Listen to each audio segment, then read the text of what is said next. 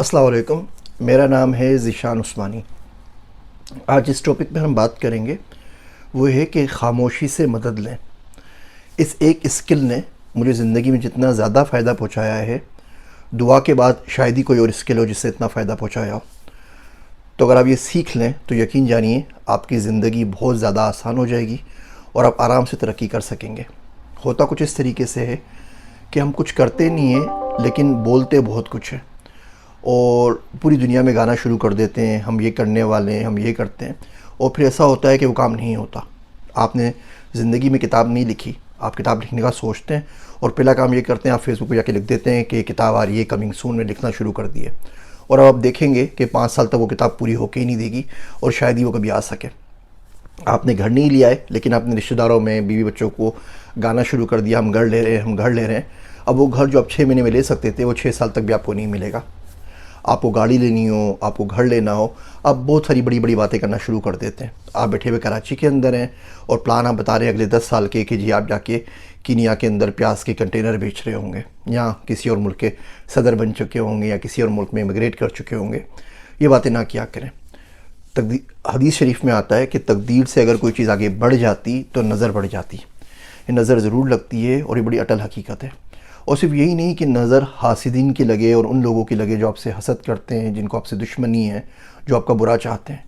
नज़र उन लोगों की भी लग जाती है जो आपके अपने हैं, रिश्तेदार हैं, आपके फैमिली मेम्बर्स हैं और आपका अच्छा चाहते हैं। नज़र बंदे को अपने आप की भी लग जाती है। हम बोलते रहते हैं ना, मैं इवन शीशा लेके बोलते हैं वो कितना ज़बरदस्त लग रहा है, कितना खूबसूरत लग रहा है, मैं ये कर दूंगा, मैं ये कर दूंगा। ये मैं आपको थू थू तक ले आती है, ये आपको किसी काम का नहीं छोड़ती। तो खामोशी से हमेशा मदद लिया करें। मेरा एक दोस्त है अब्दुल्ला, वो गाड़ियाँ लेकर आया, उसके घर में उसके बच्चों तक को नहीं पता था कि आज घर में नई गाड़ी आ रही है। वो अपनी बेगम के साथ गया, उसने 1 2 3 4 जितनी गाड़ियाँ लेनी थी वो ली और लाके खड़ी कर दी। बच्चे बाहर निकले, थी सारी गाड़ियाँ खड़ी भी देखी पार्किंग में। तो पूछा पापा ये क्या? तो बोला हम गाड़ी लेकर आ गए। किसी को नहीं पता था।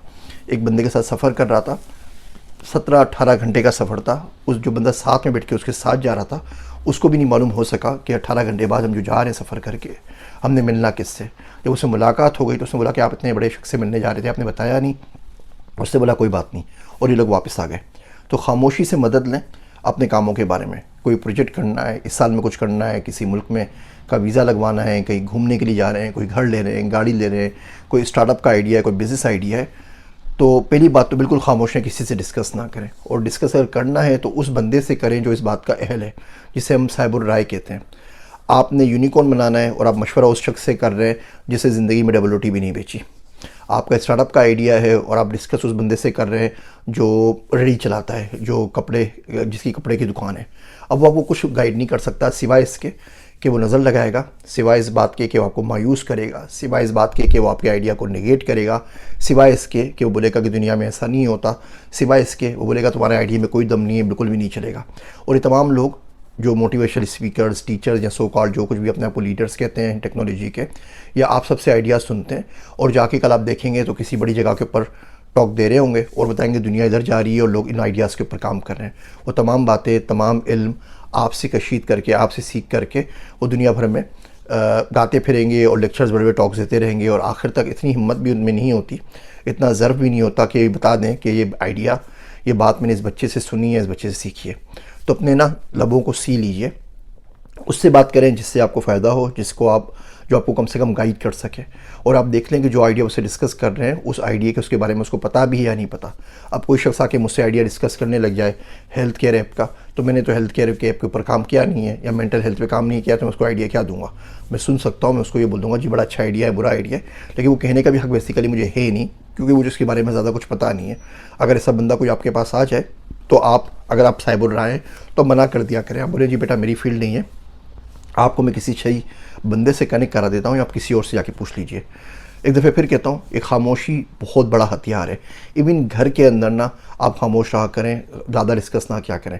बीवी शोर से हर बात कर देती है कि जी मैंने कमेटी डाली है, उसके इतने पैसे आएंगे, हम ये करेंगे, हम वो करेंगे। पता चलता है वो कमेटी वाली बाजी पैसे लेके भाग गई। शोर बीवी से सारी बात करता है, हम ये करेंगे, हम वो करेंगे, हम घर अलग कर लेंगे, और घर अलग नहीं होता। तो खामोशी बहुत बड़ा हथियार है, इससे मदद लें। आपको पता होना चाहिए, आपके रब को पता होना चाहिए, बीच में से सारे बंदों को निकाल दीजिए। ये छोटा सा रिमाइंडर है और बहुत छोटी सी बात है जो आपको बहुत हल्की लग रही होगी, लेकिन आप यकीन जानिए कि इसके ऊपर अमल कर लें तो ज़िंदगी में इसका जो इम्पैक्ट आएगा वो बहुत भारी आएगा।